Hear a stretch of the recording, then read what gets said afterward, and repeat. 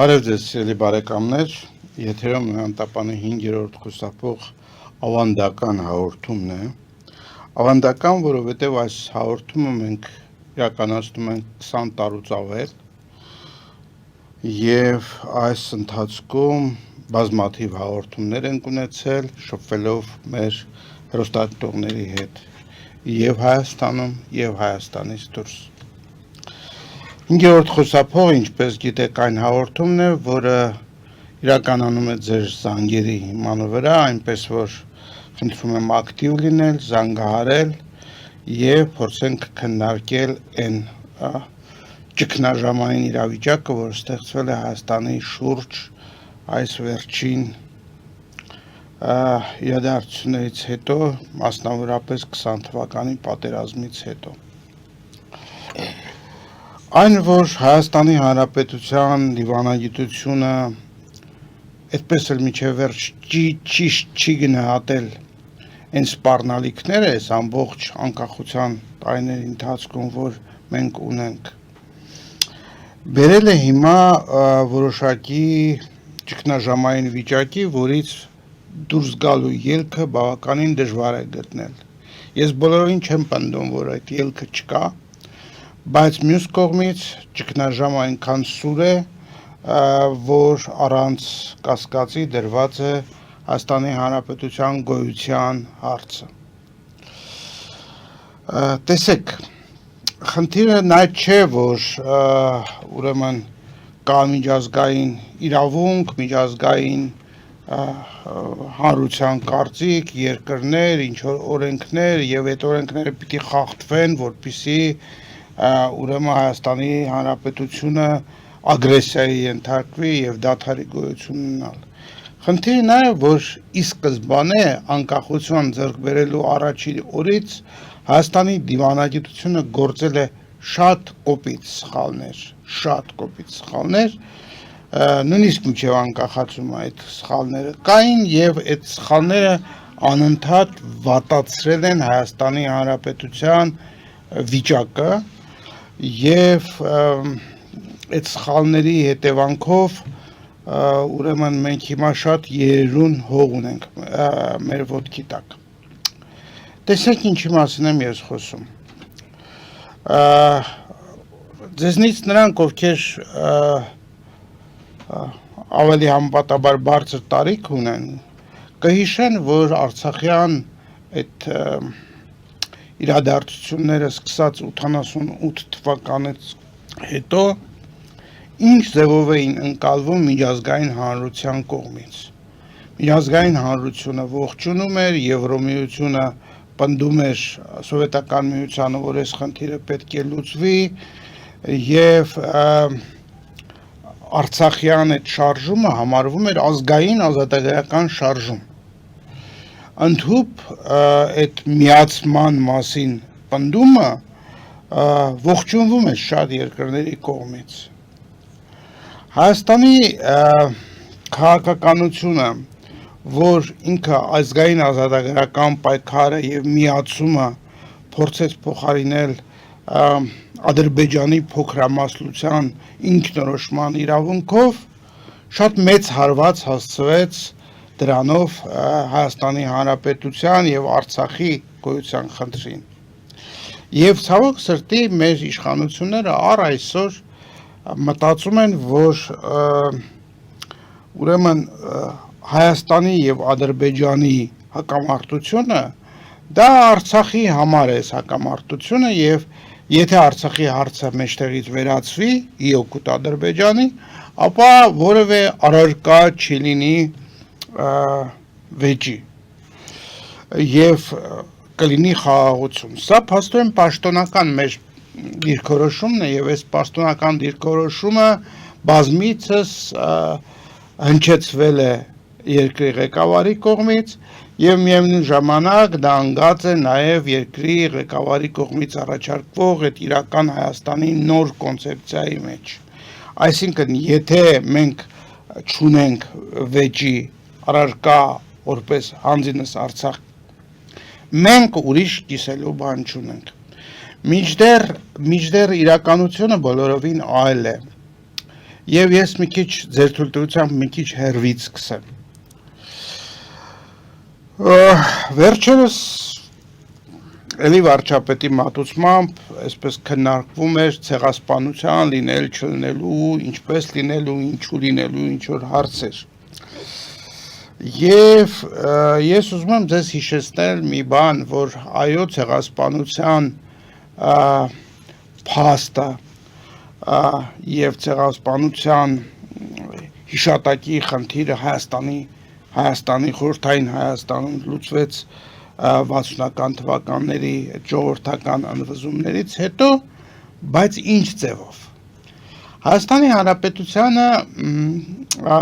ներողություն խորհրդային Հայաստանի քաղաքացիներին որոշակի նարատիվներ ներկայացվեցին եւ մենք սկսեցինք խոսել ցեղասպանության մասին Օսմանյան Թուրքիայում։ Թվում մի կողմից, թե ոչ մի աննորմալ բաներ չկա դրա մեջ, իրոք այն ժամանակ Օսմանյան Թուրքիա եւ այլն, բայց իրականությունը բոլորովին այլ էր։ Իրականությունը այն էր, որ այն ժամանակ խորհրդային միության ուրեմն իշխանությունները փորձում էին այս ձևով ցեղասպանության խնդիրը դարձնել պատմական խնդիր։ Այսինքն եղել է Օսմանյան Թուրքիայում, որը հիմա չկա, դե հիմա հիշում եք, հիշեք, ուզում եք հարգեք ձեր զոհերի հիշատակը հարգեք, բայց դա Օսմանյան Թուրքիայում էր։ Իրականությունը, որի մասին ցավոք սրտի մեր պատմաբաններից շատերն անգամ չեն խոսում, բոլորովին այլ է։ 19-րդ դարի 80-ական թվականներից հետո մշակվել է եւ սկսել է իրականացվել Հայաստանը առանց հայերի ծրագիրը թուրքական գաղափարախոսության ընդերքում, ինչպես նաեւ ռուսական, որովհետեւ եթե հիշում եք, առաջին անգամ Հայաստանը առանց հայերին դա ռուսական բարձրաստիճան պաշտոնյայի արտահայտություն էր։ Եվ եթե մենք անկաշկանդ անկախ Հայաստանի աչքերով, անկախ Հայաստանի հետազոտողի աչքով նայենք այն իրավիճակին, որ եղել է, մենք պիտի խոսեինք այն մասին, որ 19-րդ դարի վերջից թուրքական աշխարհը նպատակ է իր առջև դրել վերացնել Հայաստանը եւ հայերին որպես երևույթ։ Այսինքն այդ ցեղասպանությունը ոչ թե 15 թվականին է եղել, ոչ թե 15-23 թվականին է եղել, այլ այդ ցեղասպանությունը սկսվել է 19-րդ դարի վերջից եւ շարունակվել է ամբողջ 20-րդ դարի ընթացքում, հասել է դեպի 21-րդ դարի մեր օրերը։ Այդ ցեղասպանությունը երբեք չի կանգնել, որովհետեւ այդ ցեղասպանությունն է եղել դրված թուրքական օրակարգում։ Ես ասում եմ թուրքական, առանձնապես չեմ առանձնացնում ադրբեջանականը, որովհետև իրականում դա մեկ օրակարգ է։ Եվ այդ ցեղասպանությունը, որը որ շարունակական գալիս հասնում է մինչև մեր օրերը, խնդիր ունի վերացնել Հայաստանը եւ վերացնել հայերին։ Եթե այս աչքով չեք նայում տեղի ունեցող իրադարձություններին, ապա դա բերում է այս ցեղասպանության հատվածական ընկալում։ Հատվածական ընկալումն էլ բերում է հնարավորություն, որ դուք դնեք ինչ-որ տեսություններ, որ կարելի է այս ցեղասպանությունը դադարեցնել։ Իրականում ցեղասպանությունը կարելի է դադարեցնել միայն մեկ դեպքում, եթե այս խնդիրը, այդ Հայաստանի Հանրապետության գոյությունը վերացնելու խնդիրը հասկանաք որպես ռազմավարական սպառնալիք եւ ձեր գործողությունները լինեն այդ սպառնալիքի վերացման համար։ Դա հնարավոր է գործընկերներ եւ դաշնակիցներ գտնելով, դա հնարավոր է մեր բնակչությունը ուրեմն ռազմական պատրաստության առումով կազմակերպելու առումով դա նշանակում է զինված լինելու եւ միայն այդ պարագան է, որ կարող է այս ցեղասպանությունը որպես այսպեսին դադարեցնել։ Հիշում եք, ուրեմն երբ որ խոսում են ցեղասպանության մասին, սովորաբար ուրեմն կանգ են առնում այս 15-23 թվականների վրա, այն էլ հիմնականում 15 թվականին են ասում ցեղասպանությունը եղել է, եւ դրանից հետո եղած բոլոր իրադարձությունները ցեղասպան, ասում են հանկարծ ցեղասպանություն չանվանեք, չնայած դրանից հետո երբ որ Լեմկինը առաջարկել է այդ կոնցեպցիան, արդեն սահմանված է, դրանից հետո բազմիցս եղել են ուրեմն հենց Ադրբեջանում գործողություններ, որոնք ընկնում են այս ցեղասպանության սահմանման տակ։ Ես հիշեցնեմ Մարաղան, հիշեցնեմ Սումգայիթը, հիշեցնեմ Բաքուն, հիշեցնեմ ուրեմն Արցախը, այս բոլոր գործողությունները Հայաստանի Հանրապետության իշխանությունները չեն գնահատում մեկ փազլի մեջ եւ հետեւաբար դրանից կարող է բխել, որ Հայաստանի Հանրապետությունը կարող է այնպես ռազմավարություն անել, որ եկեք խաղաղության պայմանագիր ստորագրենք եւ այդ խաղաղության պայմանագիրը արդեն խաղաղության կբերի եւ մեզ էլ այնտեղ ես չգիտեմ 30-40 տարբեր պետություններ շնորհավոր են, որ մենք համաձայնեցրել ենք խաղաղության պայմանագրի կետերը։ Մինչդեռ վերջերս իր հեռուստատեսային ելույթներից մեկում Մանվել Սարգսյանը, որ կանգնած էր Արցախյան շարժման ամենահիմքերում, նա այն 4-5 մարդկանցից մեկն էր, որ ուրեմն Արցախում սկսել էին ստորագրահավաքը այդ Հայաստանին միացնելու համար, այս մարդը իր ելույթում հստակ ասում է, որ թուրքական կողմը, ադրբեջանական կողմը խնդիր չունի խաղաղության,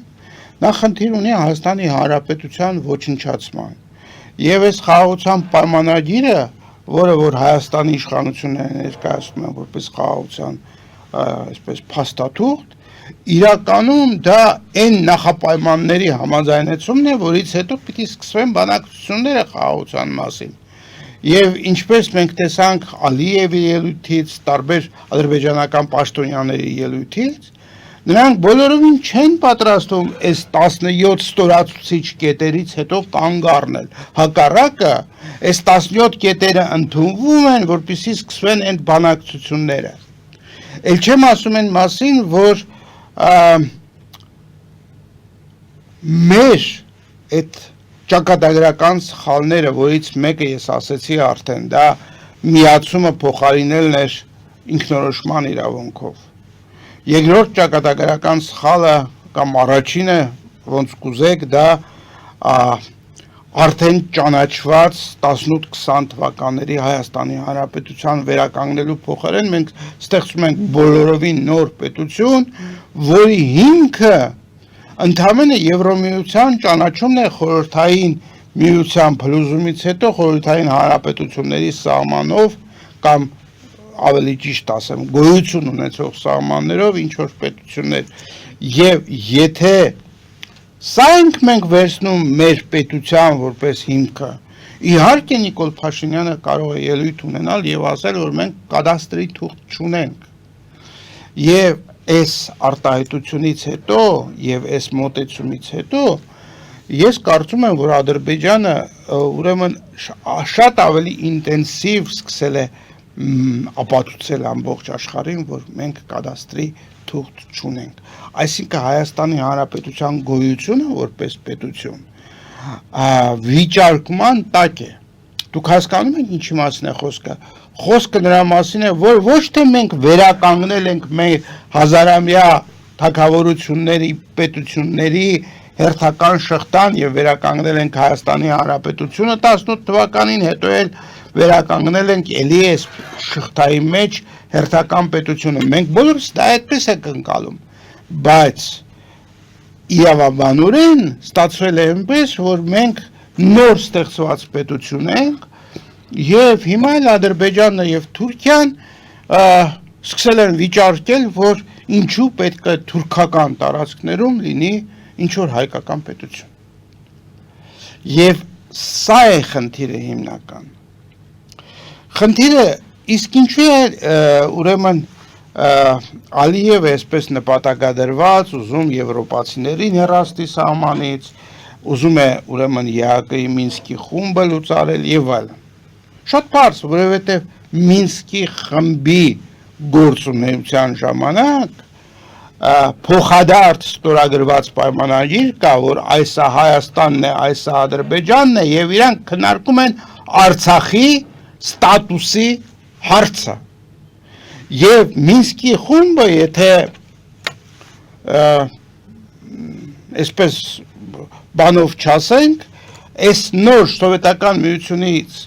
փլուզումից հետո առաջացած Հայաստանի Հանրապետությունը ճանաչող միակ իրավական փաստաթուղթն է։ Սա մասին եւս Մանվել Սարգսյանը խոսեց։ Եվ ինչ է դուրս գալիս։ Դուրս է գալիս, որ Հայաստանի Հանրապետության իշխանությունները բոլոր ժամանակներում իրենց գործողություններով շատ մեծ հարվածի տակ են դրել մեր երկարամյա երազանքները վերականգնել անկախ Հայաստանը, անկախ Հայաստանի պետությունը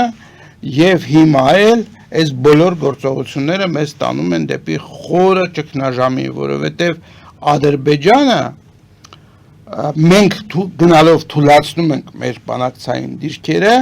Ադրբեջանը գնալով այս բանակցային դիրքերում այնպիսի դիրքեր է գրավում, որից հետո եւ այդ 150 միլիարդի տուգանքները եւ ուրեմն ինչ որ տարածքների գրավում, փոքրացում եւ այլն բոլորին դիմակայել դժվար է լինելու։ Ես հիմա կառաջարկեմ ուրեմն դուրս գալ կարճատև գովազդային դադարի, որից հետո ազատ ռեժիմում ես կառաջարկեմ մեր հեռուստադիտողներին իրենց կարծիքը ասեն այն մտքերի շուրջը, որ ես քիչ առաջ ձեր ասեցի, ձեր համաձայնությունը կամ անհամաձայնությունը, փորձենք իրար հետ քննարկել այս հարցը, նամանավանդ, որ այս ամբողջը շատ ավելի այսպես սրվում է Հայաստան-Սփյուռք իրականում խզված հարաբերությունների պարագայում, երբ որ այս ամբողջ խնդրին դիմակայում է ոչ թե 10 միլիոն կազմակերպված հայությունը, այլ Հայաստանի Հանրապետությունում գտնվող շուրջ 2.5-3 միլիոն մարդը, որոնց մի զգալի զանգվածը այսպես մանիպուլացված, զոմբիացված, ապաթիայի մեջ գտնվող վիճակում է, որովհետև եթե իշխանությունները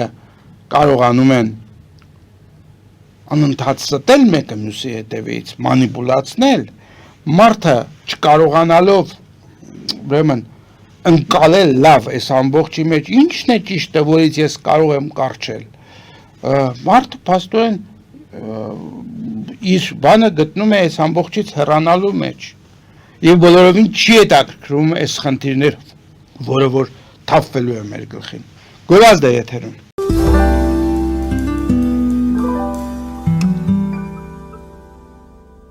Jackpot հագուստի վաճառակենտրոնը վերաբացվել է Թահանգա քաղաքում։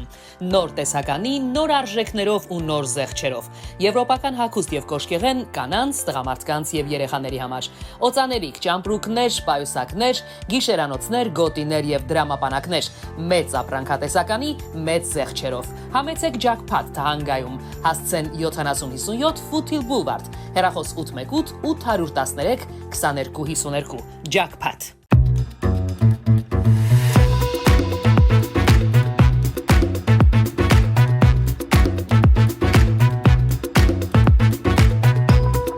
Արարատ ռեստորան, ընտանեկան եւ ընկերական ժամանցի լավագույն հասցե, սիրված արտիստներ, հյուրընկալ մթնոլորտ, հարուստ ճաշացան, անմահական խորտիկներ, Արարատ ռեստորան, հասցեն ամփոփող, սիրով սպասում ենք ձեզ։ Ավելի քան 11 տարի Աքսիոմեդ վնասվածքաբանական վերականգնողական բժշկական կենտրոնում գործում են հենաշարժիչ համակարգի խնդիրների լուծման բոլոր ժամանակակից մեթոդները։ Հասցեի Երևան, Տերյան փողոց 3 շենք, 42 տարածք, հեռախոս 010 522 882, 091 522 882։ Լավագույն պաղպաղակ, բնական, համեղ եւ մատչելի գներով պաղպաղակը կարող եք ձեռք բերել բոլոր հայկական խանութներում։ Պահանջեք հայկական պաղպաղակ, Թամարա պաղպաղակ։ Glendale West Pharmacy, ձեր ուղեկիցը տեղերի աշխարհում։ Ունեք հարցեր, զանգահարեք 818 548 5157 հեռախոսահամարով կամ այցելեք 1109S Glendale Avenue, Glendale CA 91205 հասցեով։ Նոյան տապանի վազող տողում հայտարարություններ տեղադրելու համար այցելեք Երևան Իսահակյան փողոց 28-րդ հարկ կամ զանգահարեք 055 50 90 50 +1 818 967 5677 կամ էլ կապվեք կոնտակտ Շնիկ NTM էլեկտրոնային հասցեով։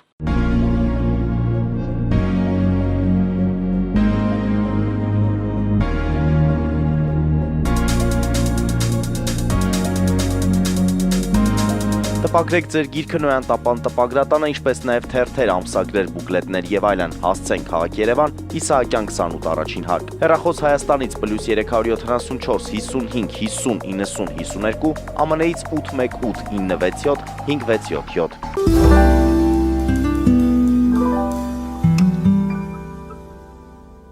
Եվ այսպես ելի բարեկամներ,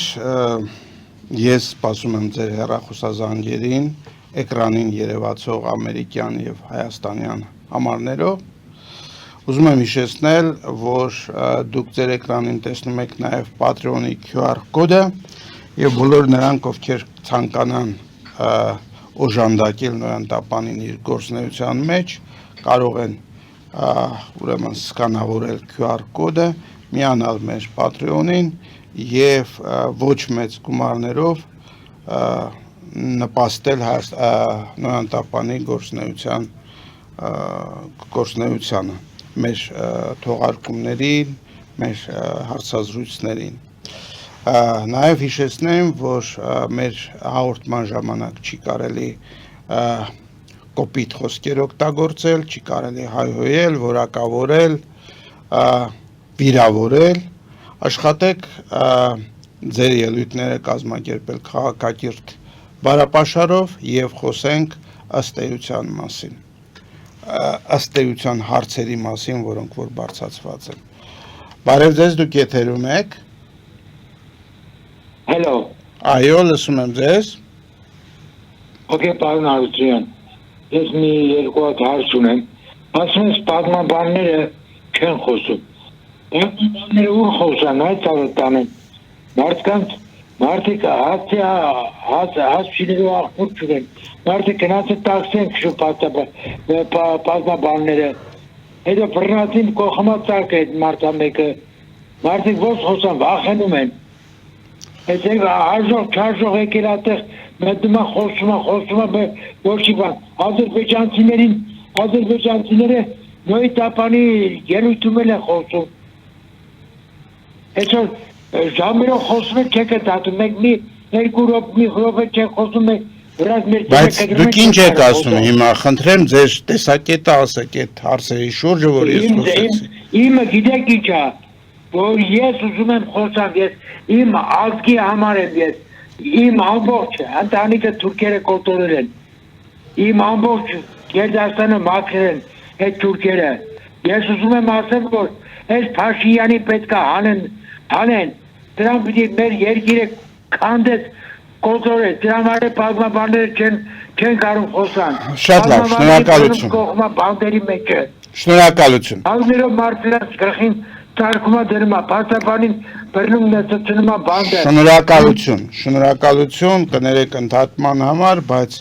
անարդարություններ եղել են մեր բոլոր իշխանությունների ժամանակ, ներառյալ հիմա,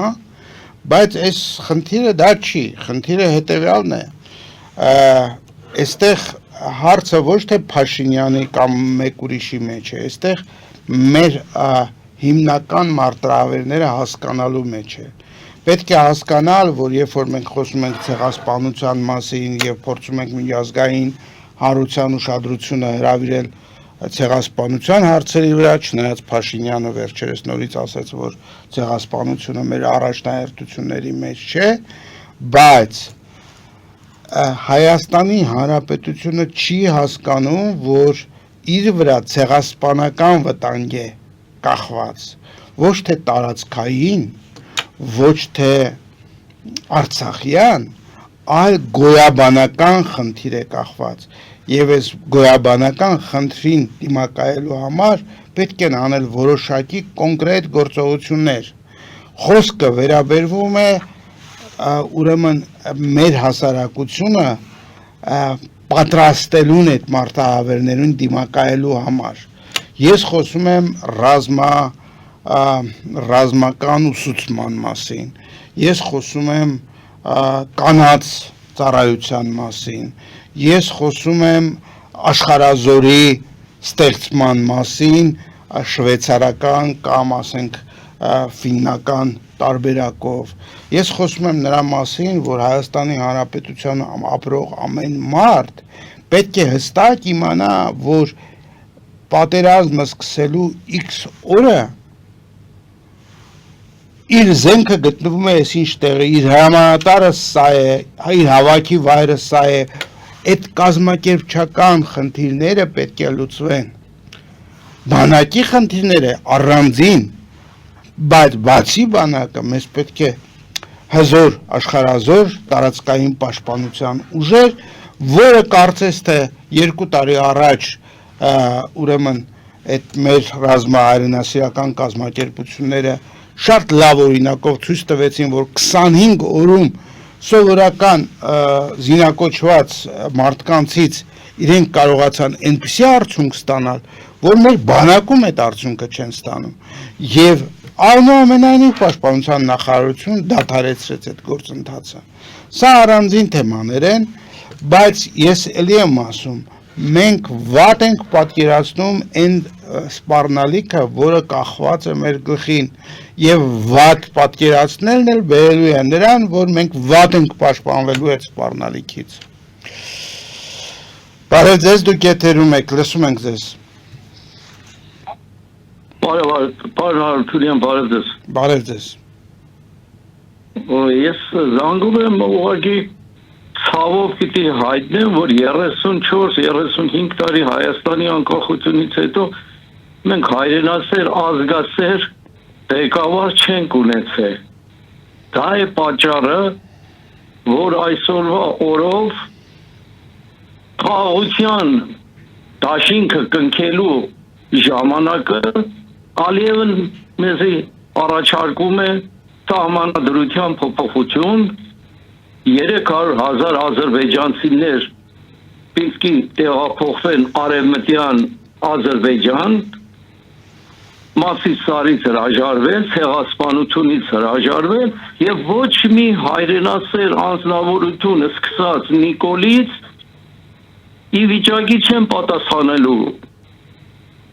տվյալ երկրի ղեկավարին դուք ասում եք հայրենասերները պիտի գիտենան կռվել իրանց զենքը որտեղից վերցնեն բայց ինքը ասում է դուք իրավունք չունեք զենք ունենաք իրավունք չունեք զորք ունենաք ինչպես եք դուք պահանջում այդ խոսքերը մեր ժողովրդից երբ որ այո երկրի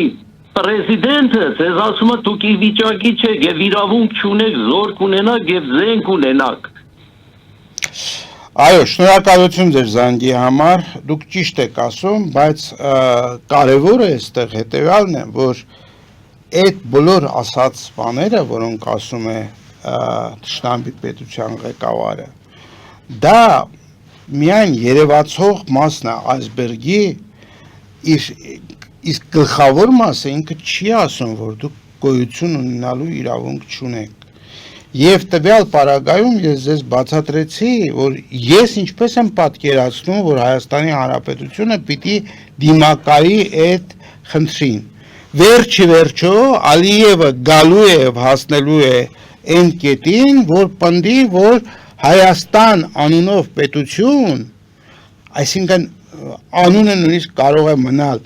հայկական պետություն, հայկականություն ունեցող պետություն չպետք է լինի։ Եվ Հայաստան կամ Արմենիա իսլամական պետություն, ուրեմն թուրքերով լեցուն պետություն կարող է մնալ քարտեզի վրա։ Այստեղ հարցը հայկականության հարցն է։ Եվ հիմնական թեզը այսօր որ մենք խոսում ենք, մարտահրավերները ճիշտ գնահատելու հարցն է, որ այդ սխալները, ինչպես ես թվարկեցի, նախորդ սխալները ես երկուսը թվարկեցի եւ կանգ առա, բայց ես նորից թվարկեմ։ Ուրեմն առաջինը միացումը փոխարինելը փոքրամասնության ինքնորոշման իրավունքով։ Երկրորդ սխալը դա անկախության հռչակագրի մեջ հստակ չնշել է, որ մենք 18-20 թվականի Հայաստանի շարունակողն ենք։ Երրորդ սխալը, որ հրադադարի պայմանագրի տակ Հայաստանի Հանրապետությունը ստորագրություն դրեց, որովհետև եթե ինքը իրեն դրսևորում էր որպես երրորդ կողմ, որը կապ չունի այդ հակամարտության հետ, պարզապես ուրեմն օգնում է Հայաստանի Արցախի հայությանը դիմադրել ադրբեջանական ագրեսիային եւ ինձ հենց այդպես էլ ընդունվում էր համաշխարհային հանրության մեջ, որովհետև ՄԱԿ-ի այդ բոլոր 4 բանաձևերում, որտեղ ուրեմն Ալիևը այսպես թափ է տալիս, որ ՄԱԿ-ը 4 բանաձև է ընդունելի օգուտ Ադրբեջանի, բոլոր այդ 4 բանաձևերում խնդիրը վերաբերում էր նրան, որ Հայաստանը ազդի Արցախի հայության վրա, որպեսզի նրանք դադարեցնեն այդ հակամարտությունը, այսինքն Հայաստանը կողմ չէր այս հակամարտության։ Շարունակեմ այդ սխալների թվարկումը, մենք փաստորեն մեր հիմնական հարցերը այդպես էլ չենք ներկայացրել միջազգային հանրությանը։ Եվ ամենավերջին սխալը, որը որ տեղի ունեցավ, դա նա էր, որ Նիկոլ Փաշինյանը ճանաչեց Արցախը Ադրբեջանի մաս։ Այս ամբողջ ընթացքում Արցախը չէր համարվում Ադրբեջան, դա վիճելի տարածք էր համարվում։ Եվ ես կարող եմ իմ կարծիքը ասել, կհամաձայնվեք թե չէ կհամաձայնվի ձեր գործն է, բայց այս ամբողջը կատարվել է մեր ղեկավարների կողմից իրավիճակի սխալ պատկերացման հետևանքով։ Եվ այդ սխալ պատկերացումը, որը որ կարող է ուղղորդված լինել երրորդ պետությունների կողմից, ես չգիտեմ սեփական համոզմունքներով եւ այլն, դա կարեւոր չի, ինչից, բայց կարեւորը նա է, որ այս սխալները բերել են նրան, որ մենք հիմա կանգնած ենք այսպես համակարգային շատ լուրջ ճգնաժամի վրա, որ ինքներս քննարկում ենք այն հարցը ինչպես անենք, որ թույլ չտանք, որ Հայաստանի Հանրապետությունը ոչնչանա։ Եվ այս գոյաբանական վտանգը ցավոք սրտի չի ընկալվում մեր ղեկավարության կողմից այնպես, որ նրանց թվում է, եթե ինչ որ բան իրանք տվեցին, համաձայնվեցին, զիջեցին եւ այլն, իրանք այս վեճի առարկան դարձնում են ոչինչ։ Այդպիսի ելույթներ մեր ղեկավարությունը ունեցել է, որ իրենք այս զեջումներով կարծես թե վեճի առարկան են վերացնում, բայց հիմնական խնդիրը ախր պետք է հասկանալ, որ այստեղ վեճի առարկան չի մեր հակամարտության խնդիրը։ Հակամարտության խնդիրն այն է, որ թուրքական աշխարհը որոշել է Հայաստան վերացնել եւ այս պարագայում մեզ պետք է շատ լուրջ մտածել պաշտպանության ձևերի մասին։ Հաջորդ հեռախոսազանգն եմ ընդունում, բարև ձեզ, դուք եթերում եք։ Բարև ձեզ, պարոն հաղորդավար, շնորհակալություն 5-րդ խոսափող հաղորդման համար։ Գիտեք, ինձ մի բան է դուր գալիս Փաշինյանի մոտ, որ նա կարողացավ կոտրել այն բոլոր ազգայնական այդ անճշտությունները կամ չեմ ուզում ասել հեքիաթները, որոնց համար հայրը մեր ժողովուրդը զոհաբերել է տարիներ շարունակ։ Եվ եթե նկատեք, ժողովուրդը կարծեք թե դեմել չի եւ հավանաբար դա է պատճառը, որ ժողովուրդը սատարում է դեռ Նիկոլ Փաշինյանին։ Այդ բոլոր ոչ անճշտությունները ազգերի լիգայի հետ կապված, մեր առաջին հանրապետության Ղարաբաղը ի սկզբանե եղել է Ադրբեջանի կազմում։ Նորագույն պատմության մասին խոսքը։ ԵԱԿ-ի խումբը երբեք չի ասել, որ Ղարաբաղը Ադրբեջանի մաս չէ։ ԵԱԿ-ի խումբը վիճելի էր համարում ապագա ստատուսը։ Ներկա ստատուսը միշտ եղել է Ադրբեջանի մեջ։ Դա է վկայում ՄԱԿ-ի բոլոր ռեզոլյուցիաները։ Ղարաբաղը առաջին հանրապետության ժամանակ եղել է Ադրբեջանի կազմում։ Ես ազգերի լիգայի փաստաթղթերում է եւ այդ փաստաթղթերից մեկի պատճենը ես մի 2 օր առաջ արտադրեցի ձեր Սփյուռք հայաստանոց Վահե Մեսրոպյանի ով շտագում է Բրուսելյան Հայաստանը նրա Facebook-յան էջում եւ դուք եք ձեր հետազոտությունների ընթացքում տեսել բայց հավանաբար չեք նկատել ներողություն եմ խնդրում դուք այստեղ թեզեր եք ասում որոնք որ ի սկզբանե վիճելի են Եվ իմ կարգավիճակը հաղորդավարի փաստորեն որ թույլ չի տալիս ձեր հետ բանավիճել։ Եկեք ուրեմն այդ վիճելի հարցերը չներկայացնենք որպես այսպես իրողություն։ Ես գիտեմ որ ուրեմն երբ որ Ադրբեջանը դիմել է ազգերի լիգային, որ իր սահմանները ճանաչեն, այո, եւ Արցախն է եղել Եվ նույնիսկ Բաթումն է եղել, դուք պատկերացնում եք, չէ՞, քարտեզի վրա Բաթումը որտեղ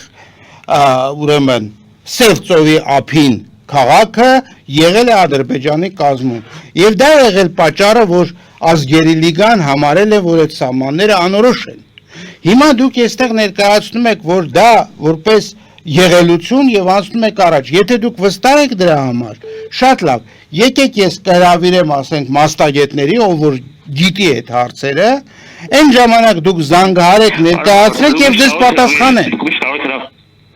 Բայց հիմա այս հաղորդման ընթացքում այդպիսի թեզեր ասելը ես չեմ ողջունում։ Դա ճշմարտություն է։ Դա ճշմարտություն չի, դա ձեր կարծիքն է։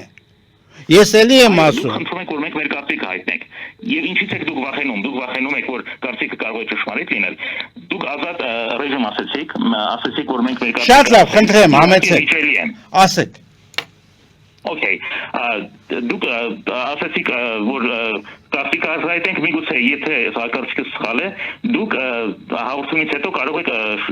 միանգամից ջախջախել բոլոր այդ թեզերը եթե դրանք ճիշտ չեն բայց գոնե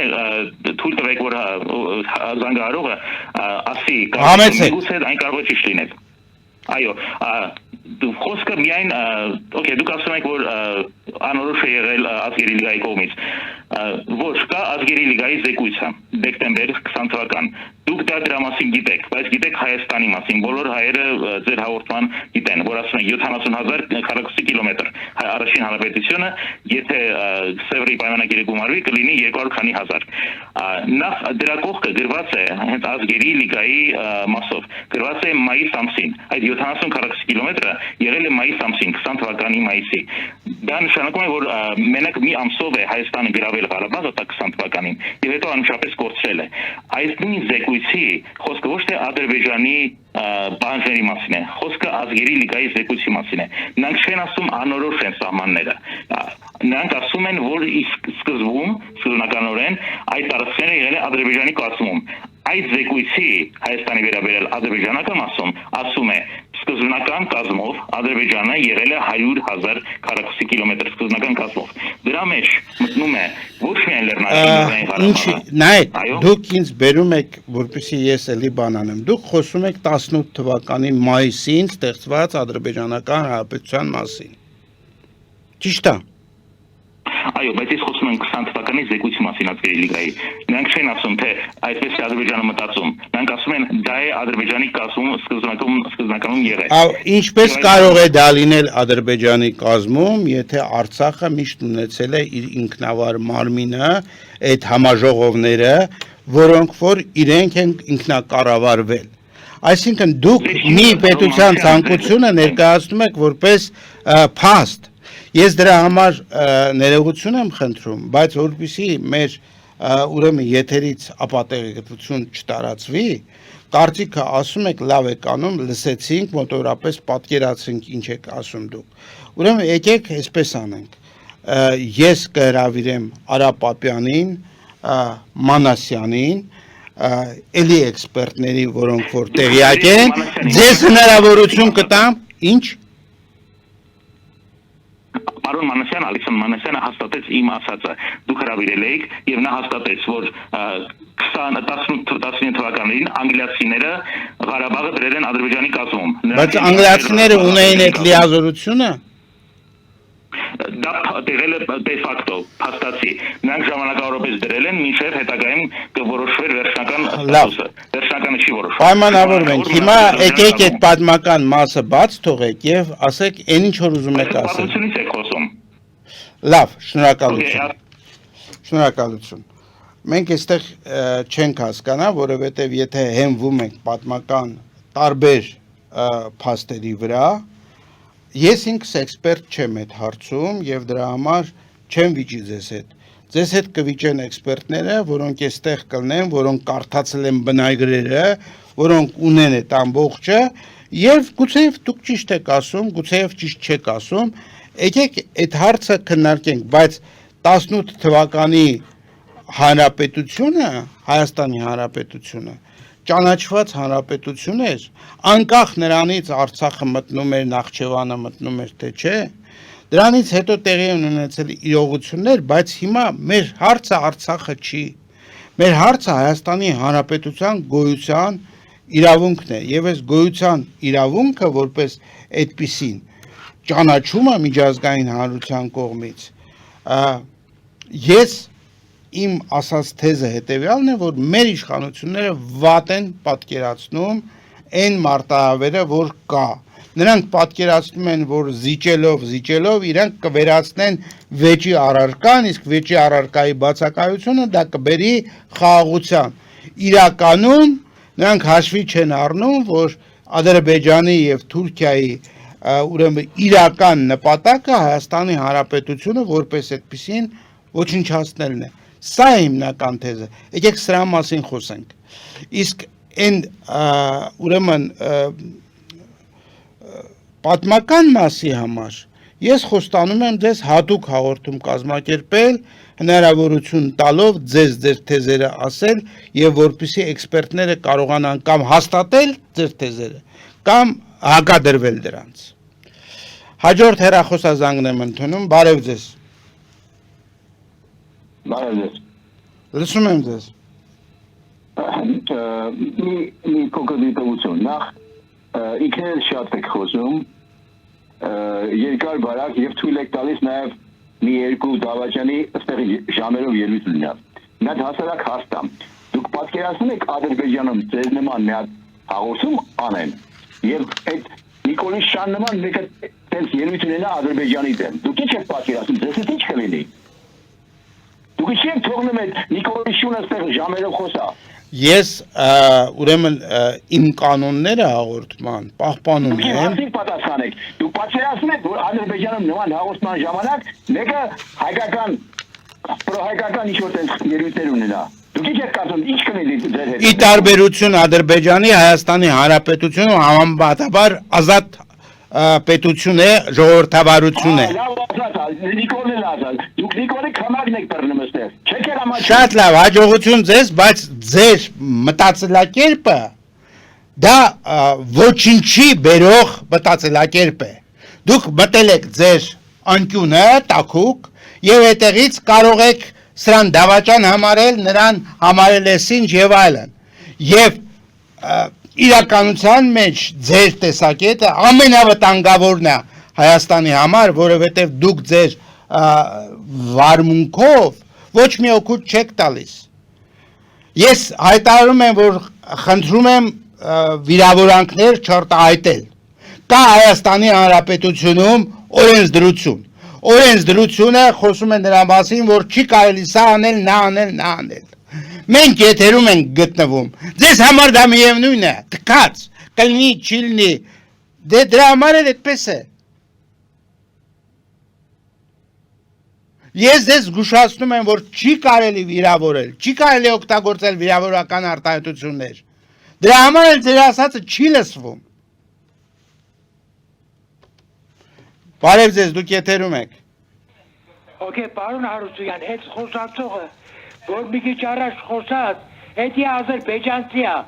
Հնարավոր է, հետո խոսում, կարող է փողատալինոյի տապանին։ Այս ինչ բան է։ Ամեն անգամ էլ այդ խոսում է։ Ապրտպր, ինքը ադրբեջանցի է։ Շատ լավ։ Բոլորն էլ դժգոհ են այդ լակոտից։ Այս ինչ բան է։ Հաջորդ հեռախոսազանգը։ Բարև ձեզ, դուք եթերում եք։ Բարև ձեզ, դուք եթերում եք։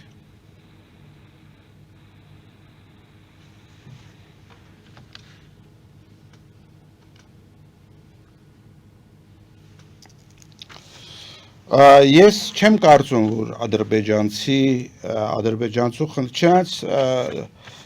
դժվար է ասել, ես ոչինչ չեմ կարող ուրեմն պնդել, բայց չեմ կարծում, որ այստեղ ադրբեջանցու կամ որևէ մարդու հարց կա, այստեղ համոզմունքների հարց կա, ինֆորմացիայի հարց կա եւ ցավոք սրտի ուրեմն մենք հենքներս հայության մեջ մեր հիմնական թեզերը չգիտենք։ Բարև ձեզ, դուք եթերում եք։ Այո, բարև ձեզ, պարոն Հարությունյան։ Այո, ես եթերում եմ։ Այո, դուք եթերում եք, լսում ենք ձեզ։ Այո, ես ուզում եի ասել, որ ինչքան հնարավոր է սառնասրտություն պահպանենք եւ թող այն պարոնը, որ ասում է այդ պատմության մասին, թող ինքը մենակ մի փաստ կա, Բաքու քաղաքը, ում անունով է։ Բաքուր թագավոր ենք ունեցել հայոց, ճիշտ է։ Եթե մենք նայեք, ես ձեզ պատասխանեմ էլի։ Պատմությունով շարժվենք, պարոն Հարությունյան, եթե մենք պատմությունով շարժվենք, մենք արդեն գնանք այն փաստի առաջ կայնենք, որ այդ հողերը եղել են լրիվ հայկական հողեր։ Ուրեմն, սիրելի հեռուստադիտող, խնդրում եմ, ես ձեզ չեմ անջատում, պարզապես ձեզ ուզում եմ հետևյալ բանը ասել։ Ուրեմն մի կես տարի առաջ առիթ եղավ նայել մի հատ տեսանյութ ինտերնետում, այդ տեսանյութը, քանի որ կարծես թե եվրոպական ինչ-որ ուրեմն վարող էր եւ այլն, եվրոպական ալիք էր,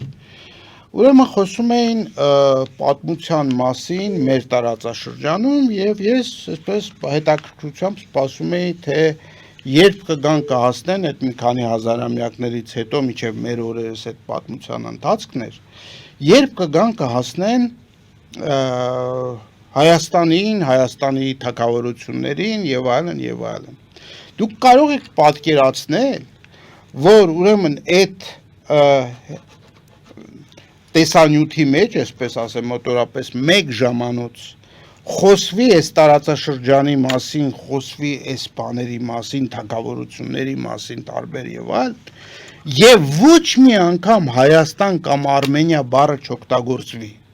Հետո պարզվեց իհարկե, որ դա թուրք-ադրբեջանական ֆինանսավորմամբ ինչ-որ պատրաստված պատմություն էր, բայց երբ որ դուք հղում եք անում հիմա պատմությանը, ես ուզում եմ ձեզ տեղեկացնել, որ ադրբեջանական կողմը ելնելով իր պետական քաղաքականությունից պատրաստել է ալտերնատիվ պատմություն, որ այստեղ երբեք հայեր չեն եղել, ոչ մի ժամանակահատվածում։ Ես դրա համար եմ ուզում ձեզ նորից բան անել, այ դուք ասում եք Բաքու քաղաքը, Բաքուր եւ այլն եւ այլն։ Իրենց այս ձեր ալտերնատիվի հետ իրանք ունեն սրա հակառակ պատմությունը եւ կողմնակի դիտորդի մոտ շատ դժվար է կողմնորոշվել թե այս երկու պատմություններից որն է ճիշտ։ Եվ այդ պատմությամբ ըստ ադրբեջանական մատուցման, որտեղ հսկայական փողեր են ծախսվում, ինստիտուտներ են աշխատում, հազարավոր մարդիկ են աշխատում, այս ամբողջ խնդիրը ներկայացնում է, որ հայեր այս տարածաշրջանում երբեք չեն եղել։ Որեք պարոն Հարությունյան, որևէ մի պատմություն, եթե շարադրվում է, գոյություն ունի թվարկություն, այսինքն երբ է գրվել այդ պատմական փաստը, այդ պետական փաստի վրա է հիմնվում ամեն մի պատմական գիտությունները եւ ամբողջ պատմագետները եւ դրանով է որոշում այդ պատմությունը ճիշտ է թե ոչ։ Եվ հիմա եթե Ադրբեջանը նոր պատմություն է գրում, այդ թվարկությունը ինքը չի կարող ինք ընդունել, որովհետև չեն կարող ապացուցել թվականը, Իսկ այն թվականը, որ հայկական պատմությունը եղել է, դա ապացուցված է։ Թվականության պատմությունը ապացուցված է։ Շատ լավ։ Ձև է ապացուցում։ Շատ լավ, ուրիշ ինչ ունեք ասելու, ես կանդրադառնամ ձեր ասածին։ Ես ուզում եմ ուրիշ բան ասել։ Եթե ուզում եք հայ ժողովուրդը միասնություն ունենա, պետք է ֆինանսավորվի հայ ժողովուրդը։ Պետք է ֆինանսավորվի։ Երբ որ հայ ժողովուրդը կֆինանսավորվի, հрьяաների պես կմիասնություն կունենան եւ ռազմաարդյունաբերությունը, ծանր ինդուստրիան, լրիվ ինչ որ ուզում եք լրիվ ֆինանսավորումից է գալիս։ Նույնիսկ կրթությունը ֆինանսավորումից է գալիս։ Դա է հիմքը։ Իսկ սենց օդի մեջ ինչ էլ խոսանք, ինչ էլ անենք, ոչ մի բան չի փոխվելու։ Շատ ճիշտ եք ասում, շնորհակալություն։ Եվ Ալիևի հետևը կայնած են հрьяաները եւ հայկական ջարդը կատարվել է հрьяաներու։ Էնվեր Մուստաֆա Քեմալ, սրանք բոլոր դավանափող հрьяաներ են։ Նա պետք է իմանա կազմակերպիչները նրանք են, ոչ թե թուրքերը։ Կազմակերպիչները հրեական սիոնիստական խմբավորումն է։ Շնորհակալություն։ Շնորհակալություն, դուք շատ կարևոր բան ասացիք այդ ֆինանսավորման մասին։ Այո, իհարկե ամեն ինչ պետք է ֆինանսավորվի եւ առանց ֆինանսի հնարավոր չի։ Բայց ցավոք սրտի երբեք հայկական կապիտալը չի օժանդակել հայկական ազգային մտքին, մտավորականությանը։ Երբեք հայկական կապիտալը այս ամբողջ պատմության ընթացքում չի ֆինանսավորել ազգային հարցերը։ Ուստի ես հաղորդումը ուզում եմ, ինձ նոր ասեցին, որ հաղորդման ժամանակը սպառված է, ես ուզում եմ առաջարկել մի բան։ Տեսեք, երբ որ մենք գնահատում ենք մեր ուրեմն կապիտալը, Սփյուռքում մենք ունենք հսկայական մարդիկ, որոնք որ հսկայական կապիտալ են տիրապետում։ Եվ ցավոք սրտի Հայաստանում եւս այդպիսի մարդիկ կան, որոնք որ հսկայական կապիտալի են տիրապետում։ Բայց մեծամասնության մեջ Հայաստանի Հանրապետությունում ժողովուրդը աղքատ է եւ զբաղված է իր առօրյա հոգսերով։ Առօրյա հոգսերը թույլ չեն տալիս, որ նա գլուխը բարձրացնի եւ մտածի մի քիչ ավելի